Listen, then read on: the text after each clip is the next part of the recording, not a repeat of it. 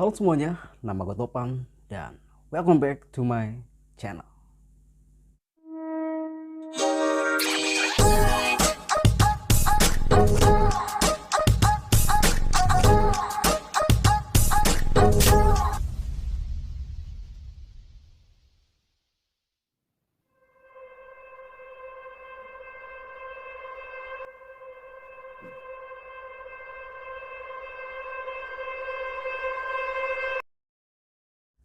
Kalau ngomongin soal kematian nih guys, seperti yang kita tahu ya, kalau kematian itu pasti terjadi kepada setiap diri kita masing-masing gitu kan.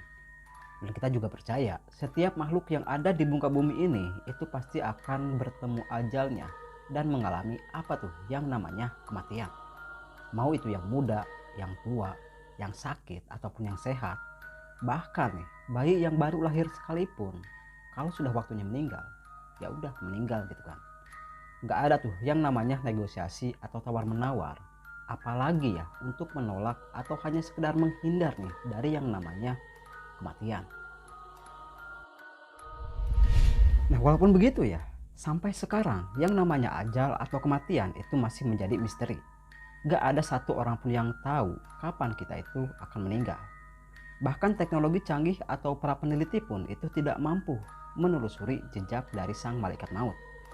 Walaupun ada tuh beberapa website yang katanya bisa meramalkan kematian kita guys.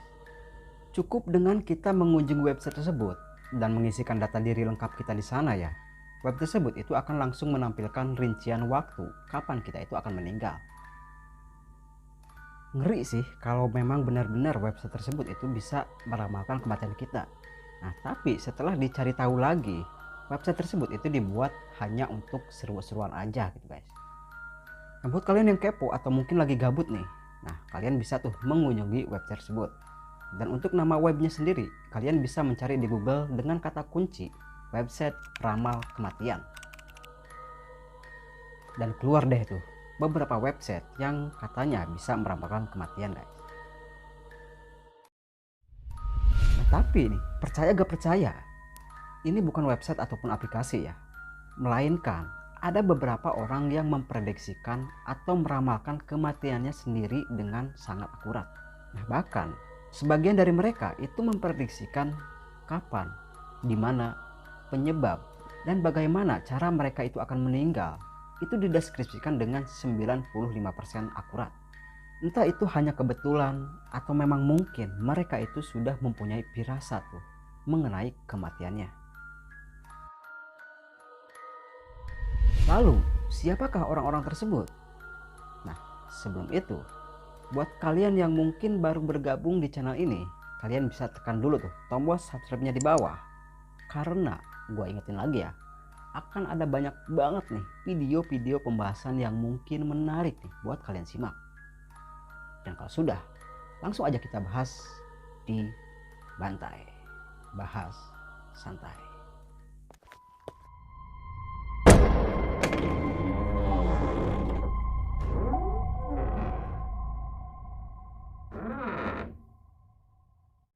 Yang pertama adalah Samuel Langhorne Clemens.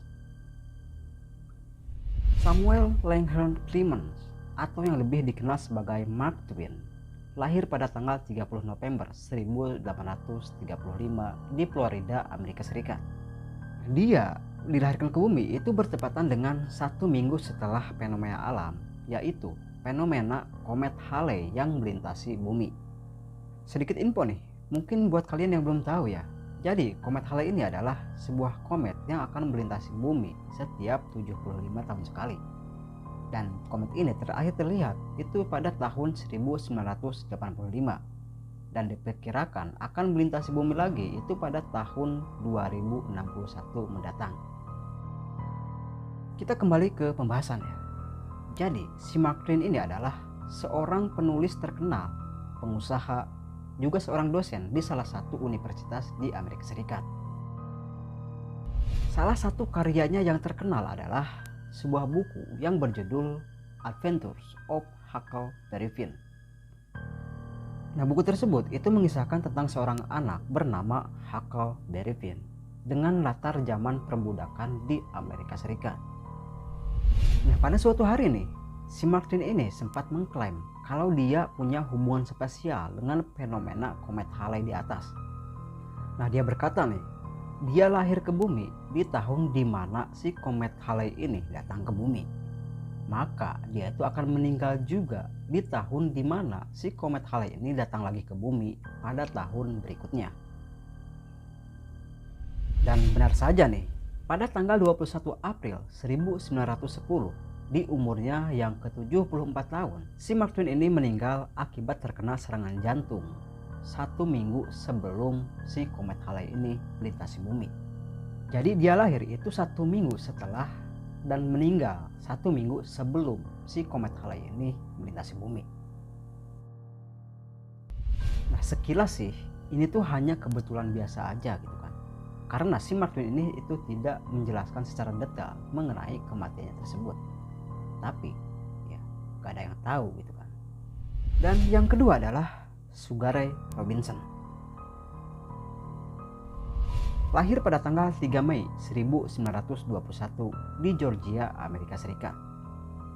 Dia merupakan seorang petinju profesional dan dianggap sebagai petinju paling hebat dan paling disegani pada masa itu. Sampai-sampai dia menerima penghargaan di dalam International Boxing Hall of Fame pada tahun 1990. Nah, yang menarik di sini adalah dia tidak meramalkan kematiannya sendiri, melainkan dia meramalkan kematian dari lawan tinjunya melalui sebuah mimpi.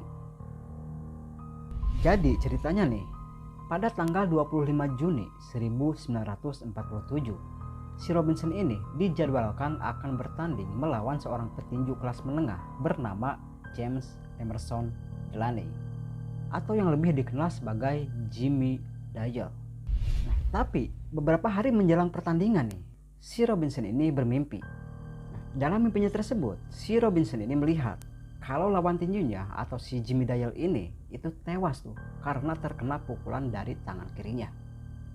Dan dari situ si Robinson ini pun mencoba mengundurkan diri tuh dari pertandingan. Dia meminta agar pertandingan melawan si Jimmy Dale ini itu dibatalkan saja. Karena ya katanya mimpi yang dialami itu bukanlah mimpi biasa. Pokoknya dia tuh sampai memohon-mohon tuh meminta agar supaya pertandingan ini tuh dibatalkan. Dan setelah itu ya dihadirkanlah seorang imam untuk meyakinkan si Robinson ini. Yang intinya ya, sang imam itu dihadirkan untuk meyakinkan si Robinson ini kalau mimpi yang dia alami itu hanya sekedar mimpi biasa, dan meminta untuk si Robinson ini melanjutkan pertandingan. Nah, karena sudah diyakinkan sang imam nih, si Robinson ini pun setuju tuh untuk melanjutkan pertandingan. Nah, pada saat pertandingan nih, pada awalnya itu tidak ada hal aneh yang terjadi. Nah, tapi memasuki ronde ke-8, si Jimmy Dale ini tersungkur dan tidak sadarkan diri karena terkena pukulan dari tangan kirinya si Robinson ini. Lalu si Jimmy Dale ini pun dilarikan ke rumah sakit untuk mendapatkan penanganan medis. Dan pada hari itu juga ya, pihak rumah sakit itu mengabari kalau si Jimmy Dale ini sudah tidak bisa diselamatkan karena mengalami luka yang cukup parah. Dan pada hari itu juga si Jimmy Dale ini pun meninggal. Nyesek banget kan? Padahal si Robinson ini tuh udah memohon-mohon tuh dari awal agar pertandingan itu dibatalkan saja. Tapi ya mau gimana lagi. Dan yang ketiga adalah William Thomas Stead. Lahir pada tanggal 5 Juli 1949 di Embleton, Northumberland, Inggris. Dia adalah seorang wartawan dan jurnalis yang sangat berpengaruh di Inggris pada saat itu. Bahkan dia tuh sempat berurusan dengan polisi dan sempat dipenjara juga tuh karena tulisannya itu yang dianggap kontroversial. Nah, selain menjadi jurnalis nih, dia juga mempunyai ketertarikan di dalam dunia fiksi. Dan alhasil nih, pada tahun 1892, si Stead ini mengeluarkan sebuah buku yang berjudul From the Old World to the New. Nah, singkatnya nih, buku tersebut itu mengisahkan tentang sebuah kapal pesiar terbesar yang pernah ada. Dan kapal tersebut itu bernama Majestic. Dan dalam cerita di bukunya nih, kapal Majestic itu menabrak sebuah gunung es. Lalu kemudian kapal itu tenggelam pada pelayaran pertamanya. Dan tanpa diduga-duga nih, pada tahun 1918, Titanic yang juga dijuluki sebagai Colossus atau Majestic dan kapal pesiar paling besar juga pada saat itu tenggelam setelah menabrak gunung es di pelayaran pertamanya. Nah, kejadian ini mengakibatkan hampir 1.500 penumpangnya itu meninggal. Dan salah satu penumpang yang meninggal tersebut itu adalah William Thomas Stead sendiri. Jadi si William ini itu meninggal di kapal pesiar yang secara tidak langsung dia itu sudah ramalkan dari jauh-jauh hari gitu kan. Dan yang keempat adalah Frank Pastor. Lahir pada tanggal 21 Agustus 1957 di Alhambra, California, Amerika Serikat. Nah, pada masa mudanya dia merupakan pemain baseball Liga Utama Amerika. Dia bermain untuk Cincinnati Reds dari 1979 sampai tahun 1985, untuk tim Minnesota Twins pada tahun 1986 dan berada di organisasi Texas Rangers pada tahun 1987. Nah, setelah pensiun nih, si Frank ini menjadi penyiar radio di salah satu stasiun radio di Amerika Serikat. Nah, singkat cerita nih, pada tanggal 19 November 2012, si Frank ini melakukan siarannya. Dan sebagai penyiar radio, dia pun berinteraksi tuh dengan para pendengarnya. Kayak biasa lah gitu kan, ngobrol-ngobrol atau tanya jawab. Dan kebetulan pada saat itu mereka tuh sedang membahas kepercayaan mereka terhadap kematian. Nah, dalam sesi siarannya tersebut, dia tuh berkata kalau dia adalah orang yang hobi mengendarai sepeda motor.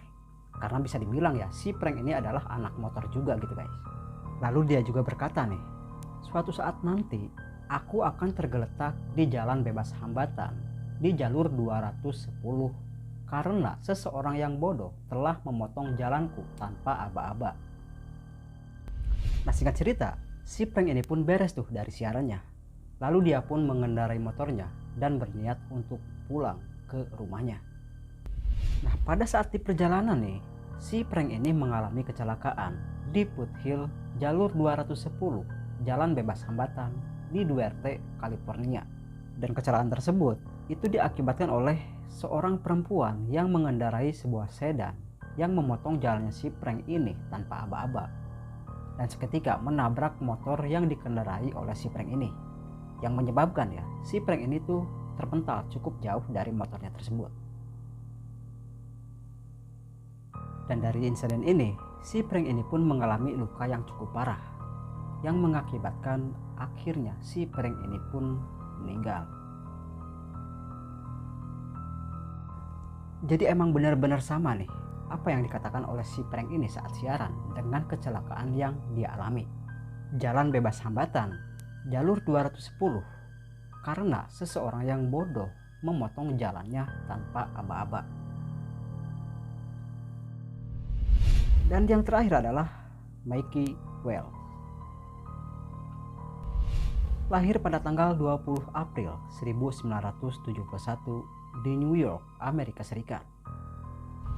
Dia adalah seorang artis, musisi, dan seniman di Amerika.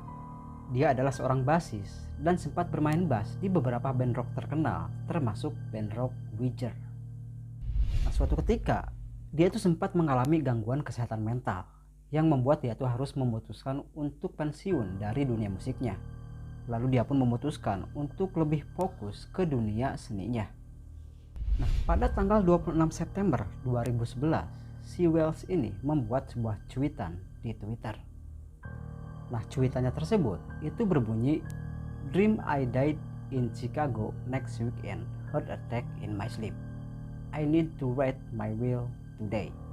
Dan kurang lebih artinya adalah, aku bermimpi aku meninggal di Chicago pada minggu depan karena serangan jantung pada saat aku tertidur. Dan sepertinya aku harus menulis surat wasiat hari ini. Dan pada tanggal 8 Oktober 2011, si Wells ini ditemukan sudah tewas di kamar hotelnya di Chicago. Karena diduga dia itu overdosis heroin yang menyebabkan dia itu terkena serangan jantung.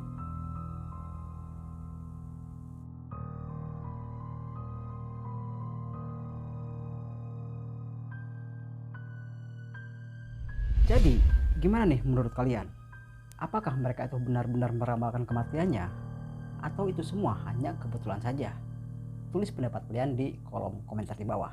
Dan terima kasih nih buat kalian yang sudah menyempatkan menonton video ini sampai di sini. Dan buat kalian yang mungkin mempunyai ide-ide menarik nih buat video pembahasan kita selanjutnya, kalian bisa tulis ide-ide kalian di kolom komentar di bawah. Dan jangan lupa untuk subscribe, like, dan share video ini ke teman-teman kalian. Gua Topan. Sampai jumpa di video-video berikutnya. Bye-bye.